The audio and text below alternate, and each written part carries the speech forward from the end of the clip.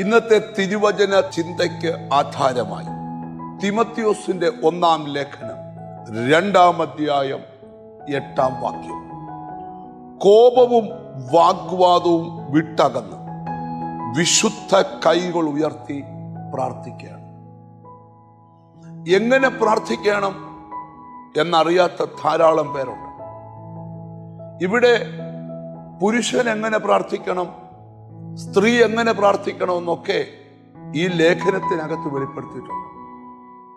എന്നാൽ ഞാൻ അതിനകത്ത് പ്രാർത്ഥിക്കുന്നവരോടുള്ളൊരു സന്ദേശം, പ്രാർത്ഥിക്കാത്തവർക്ക് ഈ സന്ദേശം കേട്ടാൽ മനസ്സിലാകത്തില്ല. പക്ഷെ പ്രാർത്ഥിക്കുന്നവരോടുള്ള സന്ദേശം കോപവും വാഗ്വാദവും വിട്ടകലാണ്. ചിലര് മണിക്കൂറുകൾ പ്രാർത്ഥിക്കുന്ന ആൾക്കാരാണ്, പക്ഷെ അവർ ഭയങ്കര കോപിഷ്ഠന്മാരാണ്. ചിലർ ദിവസങ്ങളിൽ ഇരുന്ന് പ്രാർത്ഥിക്കുന്നവരാണ്, അവരെപ്പോഴും വാഗ്വാദം നടത്തുന്നവരാണ്. അത് രണ്ടും ചെയ്യരുതെന്ന് ബൈബിൾ നമുക്ക് സന്ദേശം തരും. എന്നിട്ട് എന്ത് ചെയ്യണം? വിശുദ്ധ കൈകൾ ഉയർത്തി പ്രാർത്ഥിക്കണം. പഴയ നിയമത്തിൽ ഒരു സംഭവം നമുക്ക് പഠിക്കാൻ കഴിയും.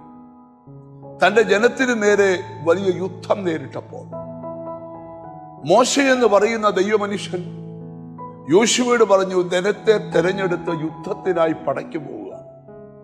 ഞാൻ പർവ്വത മുകളിൽ കയറി കൈ ഉയർത്തിപ്പിടിച്ച് പ്രാർത്ഥിച്ചുകൊണ്ടിരിക്കും. അപ്പോൾ പടക്കളത്തിൽ യുദ്ധം നടക്കും. കൈ ഉയർന്നിരിക്കുമ്പോൾ നമ്മൾ ജയിക്കാൻ തുടങ്ങും.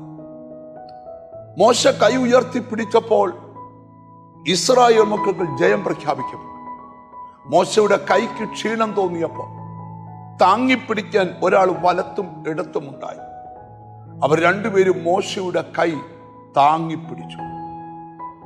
മോശയുടെ കൈ ഉയർന്നിരിക്കുകയും തോൽപ്പിക്കാൻ വന്ന ശത്രുവിനെ ഇസ്രായേൽ തോൽപ്പിക്കുകയും ചെയ്തു.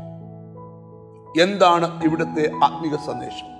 ഒരു വീടിനകത്ത് കരമുയർത്തി പ്രാർത്ഥിക്കാൻ കഴിയുന്നവരുണ്ടെങ്കിൽ അവർക്ക് വിരോധമായി എഴുന്നേൽക്കുന്ന സകല പ്രതിബന്ധങ്ങളെയും അതിജീവിപ്പാനുള്ള കൃപ ദൈവം അവർക്ക് കൊടുക്കും. നമുക്ക് മനസ്സിലാക്കേണ്ട ഒരു കാര്യമുണ്ട്. പ്രാർത്ഥനാ മുറിയിൽ ആര് കൈ ഉയർത്തി പ്രാർത്ഥിക്കുന്നു, അവർ ഒരിക്കലും പരാജയപ്പെടത്തില്ല, അവർ വിജയിക്കുക തന്നെ ചെയ്യും. ഈ വചനം കേൾക്കുന്നവരോട് ഞാൻ ചോദിക്കുക, ആഗ്രഹമുണ്ടോ വിജയിക്കാൻ? ഒറ്റ വഴിയേ ഉള്ളൂ, കരമുയർത്തി പ്രാർത്ഥിക്കാൻ തീരുമാനിക്കുക. ആര് കരമുയർത്തി പ്രാർത്ഥിക്കുന്നോ അവർ അനുഗ്രഹിക്കപ്പെടും. കണ്ണുകളെ അടച്ചു പ്രാർത്ഥിക്കാം. കാരുണ്യവാനായ ദൈവമേ, സ്വർഗസ്ഥ പിതാവേ, എന്നോട് ചേർന്ന് പ്രാർത്ഥിക്കുന്ന മക്കൾക്ക് വേണ്ടി പ്രാർത്ഥിക്കും.